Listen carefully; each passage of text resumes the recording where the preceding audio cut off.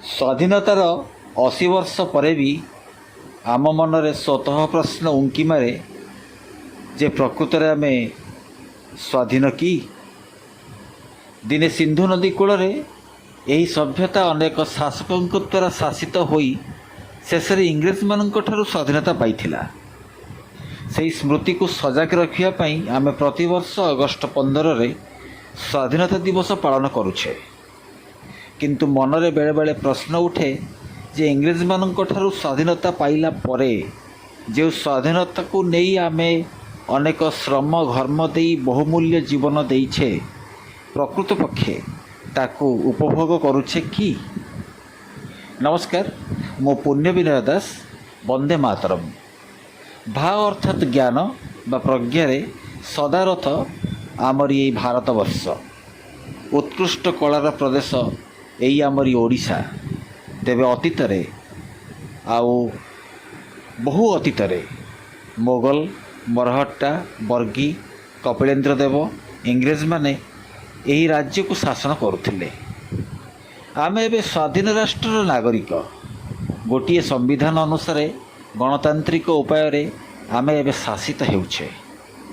ଆମ ଦ୍ୱାରା ନିର୍ବାଚିତ ଆମ ସରକାରଙ୍କ ଦ୍ୱାରା ଆମେ ଏବେ ଶାସିତ ହେଉଛେ। ଏହି ଦେଶକୁ ପଣ୍ଡିତ ନେହେରୁଙ୍କ ଠାରୁ ଆରମ୍ଭ କରି ମୋଦିଙ୍କ ପର୍ଯ୍ୟନ୍ତ ବିଭିନ୍ନ ରାଜନେତା ଶାସନ କରି ଆସିଛନ୍ତି। ତେବେ ଏନ୍ଡିଏ ନେତୃତ୍ୱାଧୀନ ବିଜେପି ସରକାର ଏବେ ଉଭୟ ଦେଶ ଓ ରାଜ୍ୟରେ ଶାସନ ଚଳାଇଛି। ଉଭୟ ଦେଶ ଓ ରାଜ୍ୟରେ ବିଜେପିର ଡବଲ ଇଞ୍ଜିନ୍ ସରକାର ଚାଲିଛି। ଏବେ ବି ପ୍ରଧାନମନ୍ତ୍ରୀ ନରେନ୍ଦ୍ର ମୋଦି ଦେଶର ସବୁଠାରୁ ଦୀର୍ଘ ସମୟ ପ୍ରଧାନମନ୍ତ୍ରୀ ରହିବାର ଗୌରବ ଉପାର୍ଜନ କରିଛନ୍ତି। ତେବେ ମୋଦିଙ୍କ ନେତୃତ୍ୱାଧୀନ ସରକାର ଏବେ ବିକଶିତ ଭାରତ ଓ ବିକଶିତ ଓଡ଼ିଶାର ସ୍ୱପ୍ନ ଓ ସଂକଳ୍ପ ନେଇ ଆଗେଇ ଚାଲିଛି। ବର୍ତ୍ତମାନର ଯେଉଁ ଡବଲ ଇଞ୍ଜିନ୍ ସରକାର ଚାଲିଛି ମୋଦିଙ୍କ ନେତୃତ୍ୱରେ, ଏପଟେ ମୋହନ ସରକାରଙ୍କ ନେତୃତ୍ୱରେ, ତାହା କେତେ ମାତ୍ରାରେ ଆପଣଙ୍କର ଆଶା ଆକାଂକ୍ଷାକୁ ପୂରଣ କରିବାରେ ସଫଳ ହୋଇଛି? କେବଳ ହେଉଛି ମୋଦି ସରକାର ଯାହା କରିଛି, ଯେତେ ସରକାର ଆସିଥିଲେ ସେମାନେ କିଛି ବିଶେଷ କରିପାରିନାହାନ୍ତି। ମୋଦି ସରକାର ପିରିୟଡ଼ରେ ଯାହା କରିଛି ସିଏ ତାହା କରିବା ବଦଳରେ ସରକାର କେହି କରିପାରିନାହାନ୍ତି। ଆସିଛନ୍ତି, ସ୍ଥାନକୁ ଆସିଛନ୍ତି, ସିଂହାସନ ବସିଛନ୍ତି, ସିଂହାସନ ପରିବେଶରେ ତାଙ୍କର କିଛି କରିନାହାନ୍ତି। ମୋଦି ସରକାର ବହୁତ ସୁଧାର କରିଛି। ଆମର ଆହୁରି କ'ଣ ଆବଶ୍ୟକତା ଅଛି ଯାହାଫଳରେ କି ଆମେ ଆଉ ଟିକେ ଯେଉଁ ଲକ୍ଷ୍ୟ ରଖିଛେ ବିକଶିତ ଭାରତ ଆଉ ବିକଶିତ ଓଡ଼ିଶାର ଲକ୍ଷ୍ୟ, ତାକୁ ପୂରଣ କରିବାରେ ଆମେ ଟିକେ ଆଉ ଟିକେ ତ୍ୱରାନ୍ୱିତ ହେଇପାରିବା? ଆଉ ସରକାରୀ ଯୋଜନା ଯାହା କରିଛି ସରକାର ଠିକ୍ କରିଛି। ଏମାନେ ତାକୁ ଯେଉଁ ଚାଳକ ଅଛନ୍ତି ସେମାନେ ତାକୁ କରିକି ଉଦ୍ଘାଟନ କରି ତାକୁ ସଂସ୍କାର ହିସାବରେ ନ ଦେଇ ନିୟମିତ କାମ କରୁନାହାନ୍ତି। ମୋଦି ସରକାର କରିବ କ'ଣ?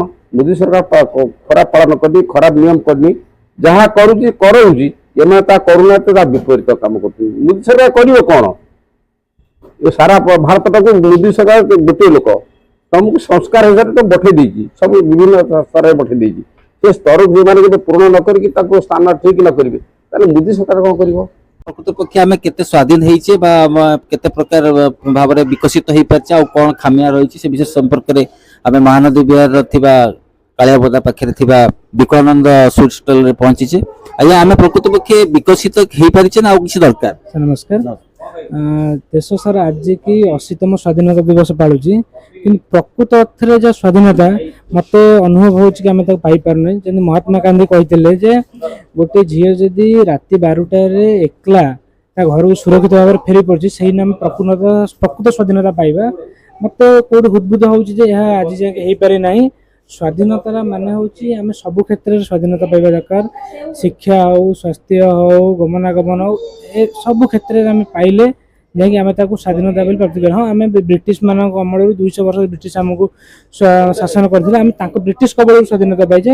କିନ୍ତୁ ପ୍ରକୃତ ସ୍ୱାଧୀନତା ଯେଉଁଟା ଆମେ ମଣିଷତ୍ୱ ହିସାବରେ ମୋତେ ହୃଦ୍ବୁଦ୍ଧ ହେଉଛି ଆମେ କାହିଁ ଟିକେ ଲ୍ୟାକ୍ କରୁଛେ ବୋଲି। ସେ ସମ୍ପର୍କରେ ଉଭୟ ଡବଲ ଇଞ୍ଜିନ୍ ସରକାର ବିଜେପି ସରକାର ନିଶ୍ଚିତ ଧ୍ୟାନ ଦେବେ ବୋଲି ମୋର ବିଶ୍ୱାସ। ନମସ୍କାର।